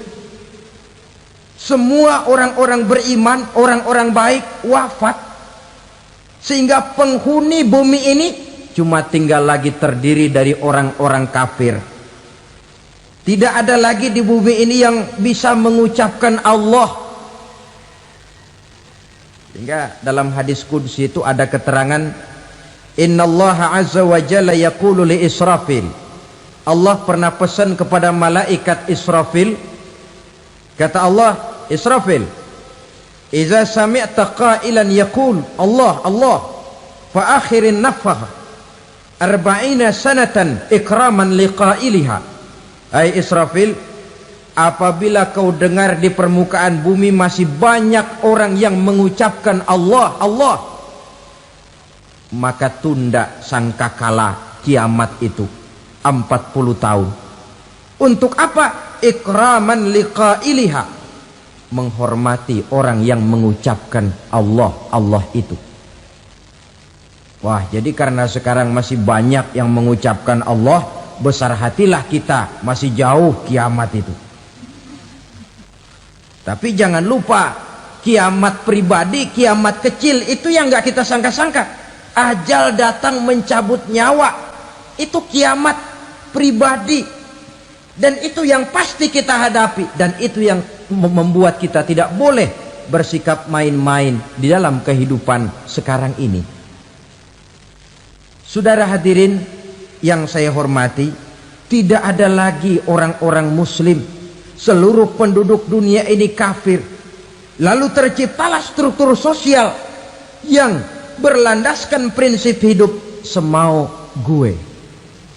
Bakal terjadilah prinsip di mana yang kaya menyantap yang miskin, yang kuat menindas yang lemah. Hidup sudah bagaikan di rimba belantara, berlaku hukum rimba. Siapa yang kuat dia yang menang, siapa yang lemah menjadi mangsa. Timbul kekacauan, maksiat merajalela, munkarat menjadi-jadi, sehingga isi bumi ini penuh dengan segala macam perbuatan dosa. Tidak ada perlunya lagi alam diperpanjang temponya. Datang saat yang sudah dijanjikan oleh Allah Azza wa Jalla, maka terjadilah yang disebut kiamat kubra, kiamat besar, kiamat ancur-ancuran. Bagaimana kejadian ini dimulai? Dalam surah Az-Zumar ayat 68, Allah Subhanahu wa taala berfirman, wa nufikha fis suri fasa'iqa man fis samawati wa man fil ardi illa man sya'allahu. Maka manakala ditiuplah sangkakala, terkejutlah seluruh yang ada di langit dan seluruh yang ada di bumi. Bila saat kiamat datang, Allah perintah malaikat Israfil, Israfil, tiup sangkakalamu. Ditiuplah sangkakala oleh malaikat Israfil. Yang akibat daripada tiupan itu, seluruh yang ada di langit, seluruh yang ada di permukaan bumi terkejut. Yang ada di langit siapa? Malaikat kan. Bayangin aja kalau malaikat kaget, apalagi kita. Terkejut seluruh makhluk yang ada di bumi, yang ada di langit mendengar suara sangkakala itu. Bunyinya tidak sanggup kita bayangkan dahsyatnya. Ledakan nuklir, ledakan neutron, belum apa-apa ketimbang bunyi sangkakala malaikat Israfil ini. Nah, lalu mendengar bunyi sangkakala ini, gemparlah makhluk, kacaulah alam. Bumi gempa, planet-planet bertabrakan, gunung meletus, air laut tumpah ke darat, angin topan bertiup, halilintar menyambar. Lalu semua yang bernama hidup mati total. Mati bareng tanpa persiapan. La haula wala quwata illa billah. Saya kadang-kadang dalam tafakur bermohon, ya Allah, mudah-mudahan saya nggak nemuin kiamat beneran. Ngeri. Tidak bisa kita bayangkan macam apa suasana seperti itu. Allah saja banyak memberikan gambaran, misalnya Al-Qari'ah, wa mal qari'ah, wa ma adraka mal qari'ah. Kejadian yang menggemparkan. Tahukah kamu apa kejadian yang menggemparkan itu? Yauma yakunun nasu kal farasil mabsus wa takunul jibalu kal ihnil manfus. Pada saat itu manusia berterbangan bagai kupu-kupu, gunung berterbangan seperti kapas ditiup angin. Gunung saja macam kapas, konon lagi manusia. Kematian total, mulai semut sampai gajah mati, jin mati, iblis mati, malaikat mati. Malaikat saja mati. Saudara hadirin yang saya hormati, kematian total yang tanpa persiapan. Orang bilang, Pak, kalau mati bareng begitu yang repot malaikat maut dong ya. Cabut sana, cabut sini. Itu kalau menurut logika kita, mestinya begitu menurut logika. Tapi logika juga yang nggak perlu serepot itu. Sebab untuk mematikan listrik di wilayah DKI, di wilayah Jakarta, nggak perlu tiap rumah didatengin, matiin, ya lama. Cukup dari kantor pusatnya saja PLN, tekan satu tombol, gelaplah seluruh Jakarta. Saudara hadirin yang saya hormati, kematian total. Lalu setelah kematian total, planet-planet juga mati, dalam arti tidak bergerak dan beredar. Angin mati, dalam arti tidak bertiup. Air mati, dalam arti tidak ada riak gelombang. Pokoknya semua mati. Kullu nafsin za'iqatul maut, semua yang bernafas mati. Dalam ayat lain, kullu man 'alaiha fan, semua yang ada di permukaan bumi fana. Yang kekal cuma Allah Subhanahu wa ta'ala. Yang paling belakang mati malaikat maut dan malaikat Israfil. Tapi mati juga sesuai dengan janji Allah. 40 lamanya. Tidak dijelaskan oleh Abi Hurairah 40 jam, apa 40 hari, apa 40 tahun. Hadis-hadis cuma menyebutkan 40 saja. Sunyi alam, yang tinggal cuma Allah saja lagi. Ketika itu Allah berseru-seru, katanya, limanil mulkul yauma, siapa para penguasa hari ini? Mana itu raja-raja dan penguasa yang dulu mengaku jadi Tuhan? Fir'aun, mana Fir'aun sekarang? Yang dulu jadi raja, merasa berhasil, sombong, lalu tidak mau turun-turun dari kekuasaannya, sampai kepada puncak kekurang ajarannya mengangkat diri jadi Tuhan. Mana itu Fir'aun. Namrus, mana sekarang Namrus? La ilaha illa ana. Ternyata tidak ada Tuhan lain selain daripada aku, kata Allah. Proses kemudian, saudara-saudara, turunlah hujan dari langit. 40 lamanya hujan itu. Tidak jelas juga 40 jam apa 40 hari. Setelah air turun membasahi, datanglah tiupan sangkakala yang kedua. Semua yang bernama mati bangkit dari kuburnya masing-masing. Ini yang disebut Yaumul Ba'thi, hari kebangkitan. Allahu Akbar. Pada saat kita bangkit dari kubur kita masing-masing, kumpul di padang mahsyar namanya. Bayangin aja, saya sendiri nggak sanggup bayangin. Manusia sejak zaman Adam sampai zaman kiamat kumpul bareng di tempat sama. Berapa banyaknya itu?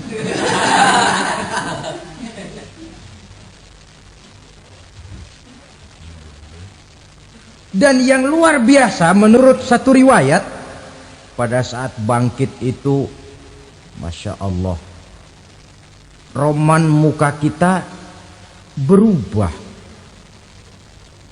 disesuaikan dengan amalan kita waktu di dunia ini. Barang siapa yang waktu di dunia amalannya itu amalan tikus, di akhirat nanti dia bangkit dari kubur, mukanya seperti muka tikus. Gagah betul badannya, tapi mukanya seperti tikus. Kenapa? Amalannya waktu di dunia seperti amalan tikus. Apa amalan tikus itu? Suka ngegeragoti barang yang sudah disimpan rapi-rapi. Orang sudah simpan uang rapi-rapi, simpan perhiasan rapi-rapi, digeragoti oleh tikus. Maling-maling, pencoleng-pencoleng, koruptor-koruptor. Itu nanti di akhirat nanti kita lihat mukanya seperti muka tikus. Oh, ini waktu di dunia suka nyolong, hanya seperti muka tikus. Barang siapa yang waktu di dunia ini amalannya itu amalan macan, dia akan bangkit nanti mukanya seperti muka macan. Apa amalan macan? Macan itu amalannya menang-menangan. Orang yang mau menang saja nggak mau mengalah. Coba lihat di hutan. Kenal hutan nggak? Di hutan, raja hutan di mana-mana pasti macan. Betul kan? Betul. Padahal hutan belum pernah bikin pemilihan umum. Tapi macan tidak peduli ada pemilihan umum apa tidak, pokok saya raja. Sebab apa? Macan jadi raja itu bukan karena benar, tapi karena kuat jadi raja. Setelah dia jadi raja, rakyat hutan yang mesti dilindungi malah dimakan oleh raja macan. Kambing rakyat hutan dimakan oleh macan. Ayam rakyat hutan dimakan oleh macan. Itu nanti kita lihat di akhirat itu mukanya seperti muka macan, gagah betul. Lalu barang siapa yang di dunia ini amalannya itu seperti amalan anjing, nanti dia punya muka seperti muka anjing. Apa amalan anjing? Pertama, anjing itu kalau disuruh jaga rumah, dia tidak bisa membedakan mana maling, mana tamu. Biar yang datang maling, kalau bawa tulang, anjing kalem. Yang kedua, anjing itu akan setia kepada siapa saja yang memberinya roti. Siapa yang memberinya roti, itulah majikannya. Apa kata majikannya pasti dia laksanakan. Soal benar atau salah dia tidak peduli. Setelah anjing dapat roti, dia tidak punya pilihan lain kecuali bilang, abdi mah kumaha juragan wae ayeuna mah.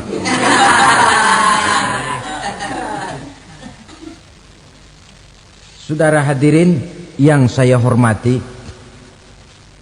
berkumpul di padang mahsyar, tiap orang sibuk dengan persoalannya masing-masing.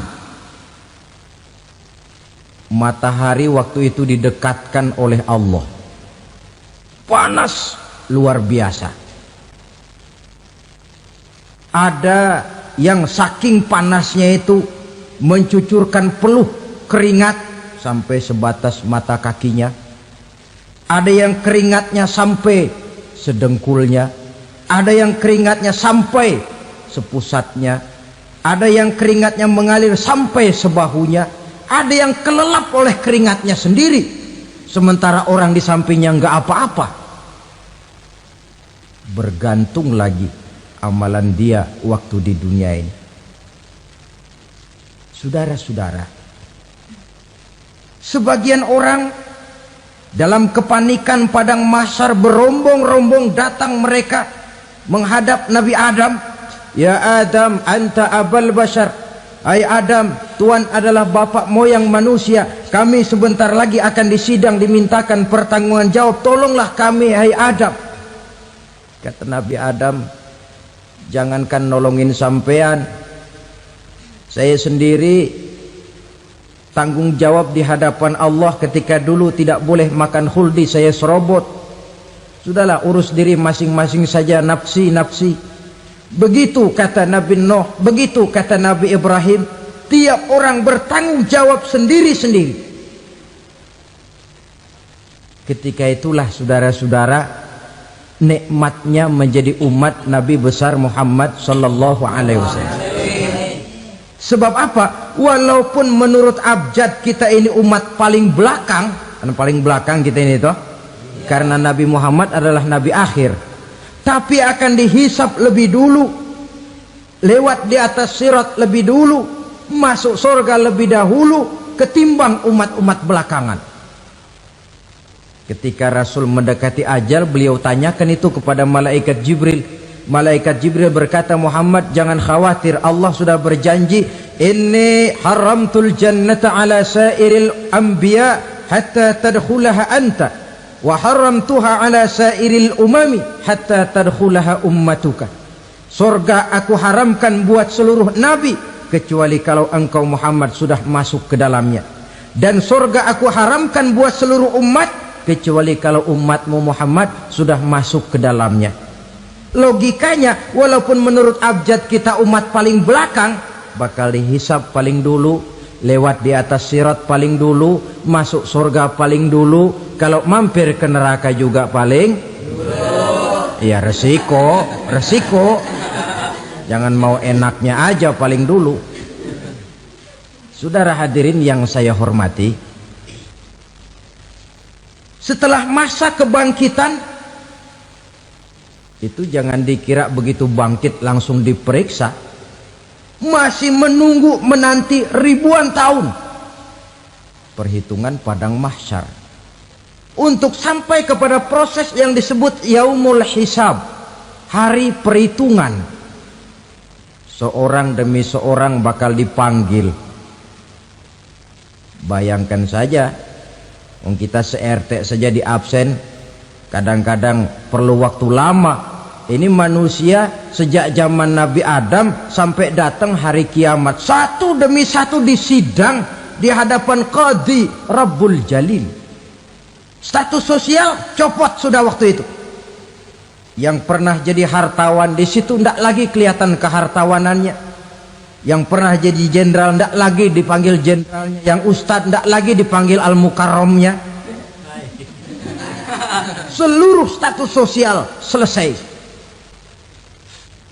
Dipanggillah kita seorang demi seorang menghadap Qadhi Rabbul Jalil. Bagaimana proses penghisaban itu? Pertama, proses tanya jawab.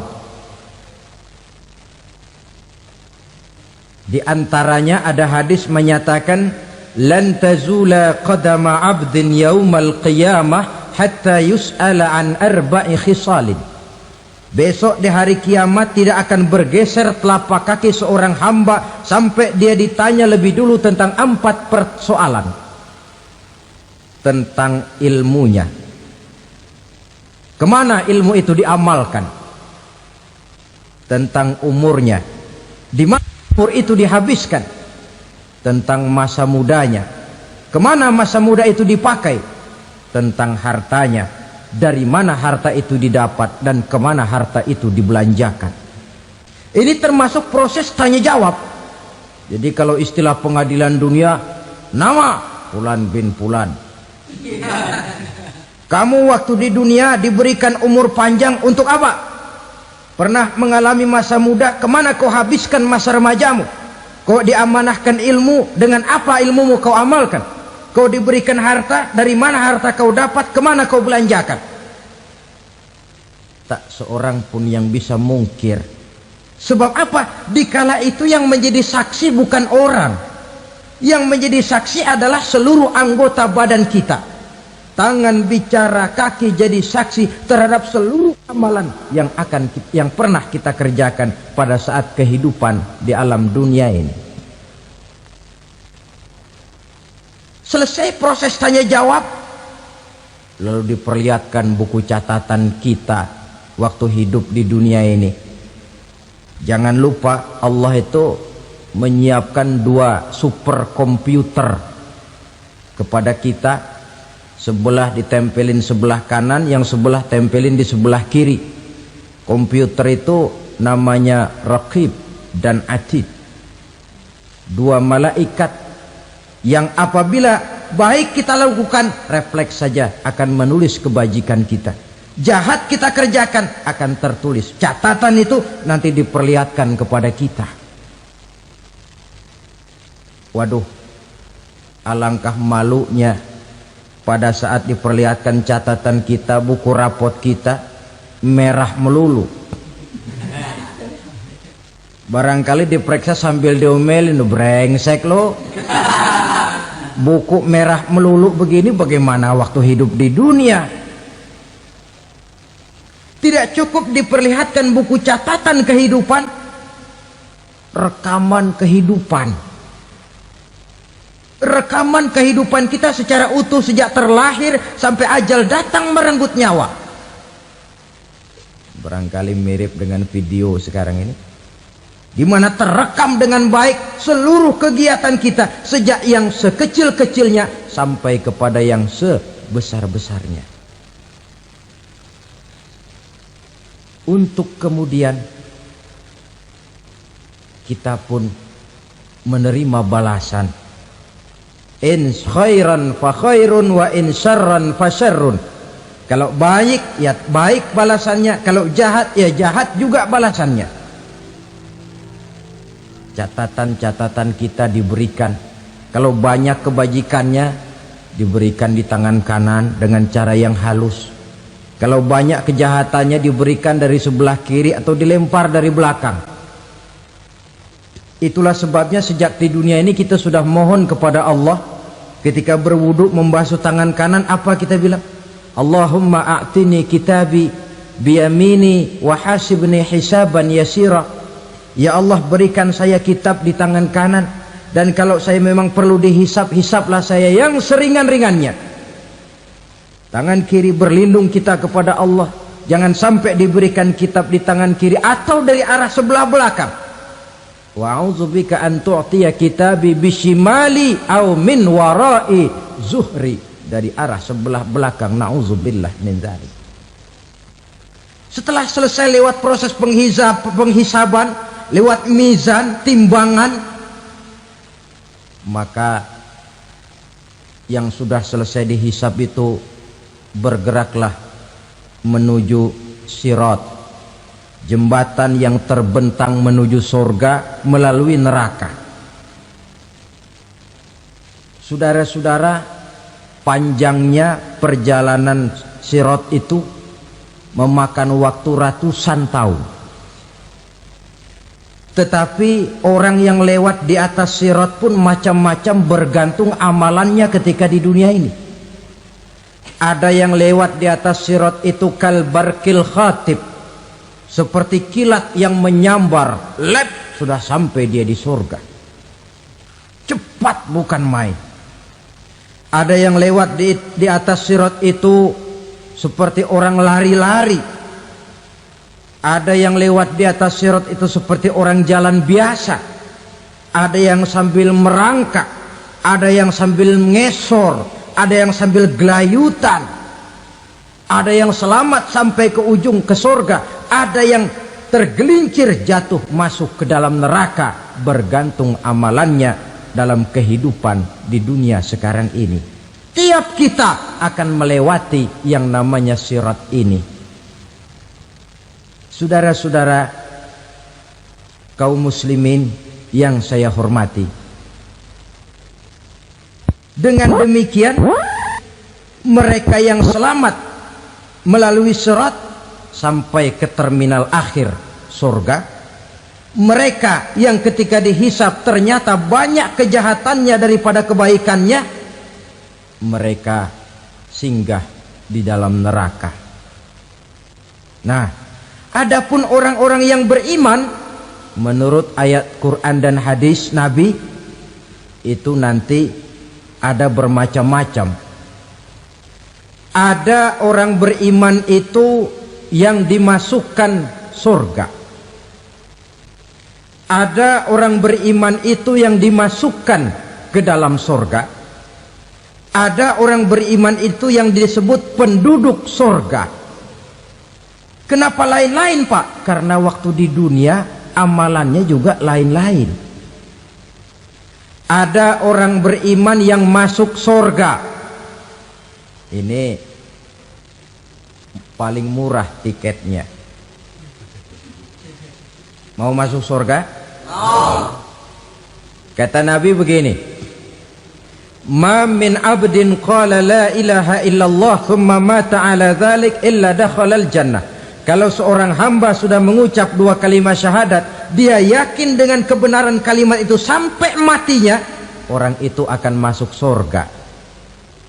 Abi Dzar yang waktu itu diajak bicara heran, ya Rasul kok gampang betul? Iya, walaupun orang itu mencuri, iya, walaupun orang itu berzina, iya.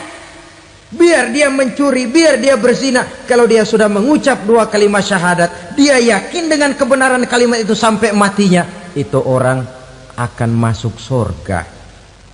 Jadi masuk surga cukup dua kalimat syahadat, yakin sampai mati, masuk surga.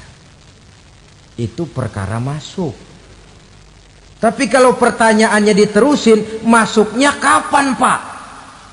Nah, ini lain lagi urusannya. Sebab ada yang masuknya itu langsung, ada yang mampir dulu. Di sana tempat cuma dua, kalau tidak surga, neraka. Mau ke surga tapi mampir dulu, yang mampirnya jelas di neraka. Kenapa? Dalam hadis qudsi ada riwayat, nanti itu di akhirat, setelah Allah selesai mengatur penduduk surga masuk surga, yang neraka masuk neraka, Allah berkata kepada malaikat Malik, malaikat Malik, labaik ya Allah, itu bajingan-bajingan tengik, manusia-manusia durjana yang waktu di dunia tidak mau sujud, jauh dari ulama, gemar melakukan yang munkarat dan maksiat, hidup di tengah masyarakat selalu jadi bibit keonaran, kufur, sudah masuk neraka semua. Sudah ya Allah. Nah, kalau sudah, coba sekarang kamu masuk, Malik. Saya, iya, masuk neraka. Mau apa ya Allah?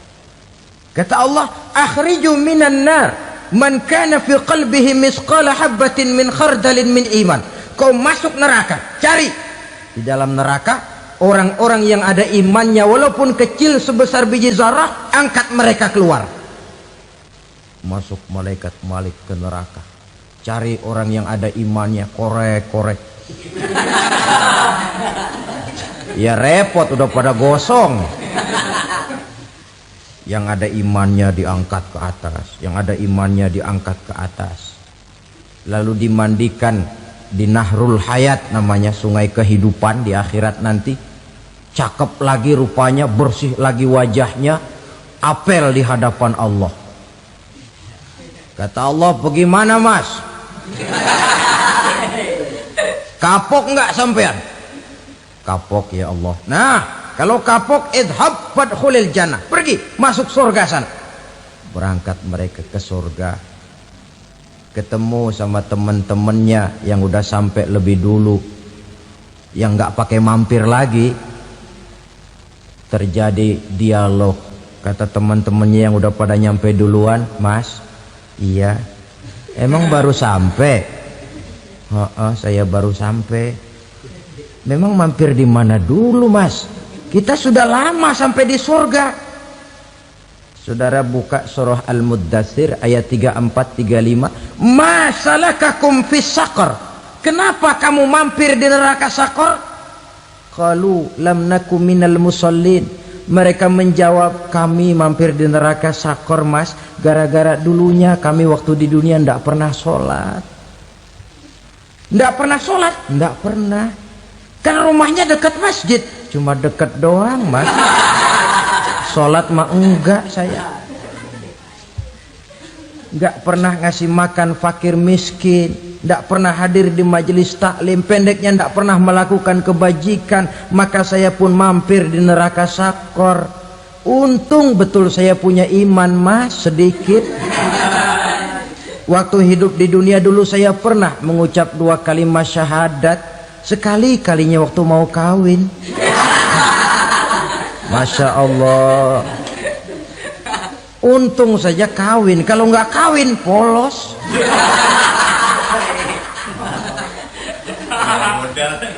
Itu juga pengulu sudah setengah mati ngajarin. Asyhadu alla, asyaduaan, asyaduaan.